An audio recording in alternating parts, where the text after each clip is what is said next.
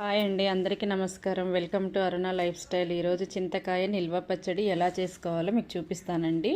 మంచిగా ముదిరిన చింతకాయలు 1 kg తీసుకోవాలి. దానికి కావాల్సినంత పసుపు, ఉప్పు కూడా మనకి దానికి సరిపడంత తీసుకోవాలి. తీసుకొని మెత్తగా దంచుకోవాలి. ఇవి ఫస్ట్ కడిగి మంచిగా పీసులు తీసేసి మంచిగా కడిగి ఆరబెట్టుకొని తడి అంతా పోయిన తర్వాత మనము రోట్లో వేసుకొని దంచుకోవాలి. ఇలా వేసుకొని కొంచెం ఉప్పు వేసుకొని దంచుకోవాలి.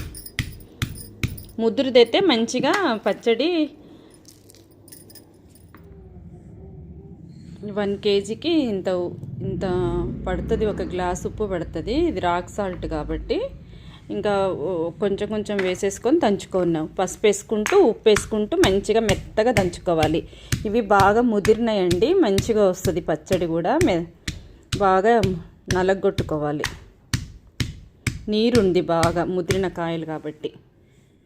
ఇట్లా మొత్తము పసుపు దొడ్డుప్పు వేసుకొని దంచుకొని ఇన్ని గింజలు వచ్చాయండి. ఇట్లా గింజలన్నీ వేరు చేసేసుకొని ఇలా ఒక డబ్బాలో వేసి పెట్టుకొని ఫ్రిడ్జ్లో మామూలు ఫ్రిడ్జ్లో పెట్టుకుంటే కానీ మనకు కావాల్సినప్పుడల్లా తీసుకొని కొంచెం వేడి నీళ్ళలో నానబెట్టేసుకొని మనకు చేపల పులుసు కావాలంటే చేపల పులుసు, పప్పుచారు కావాలంటే పప్పుచారు, చట్నీలో కావాలంటే చట్నీలకు యూస్ చేసుకోవచ్చు.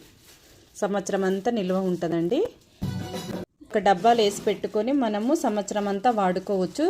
చింత తొక్కు పచ్చడి వేరు, ఇది నిల్వ చేసుకోవడానికి. ఇది మనము కావాల్సినప్పుడల్లా చేపల పులుసులోకి కావాలంటే చట్నీలకు కావాలంటే గోరువెచ్చని నీళ్ళలో ఇది 1 స్పూన్ తీసి మనకి ఎంత కావాలంటే 1 స్పూన్ తీసేసుకొని వేసుకోవాలి. వేసుకొని యూస్ చేసుకోవచ్చు. మరి ఒక వీడియోతో కలుసుకుందాం. Bye bye.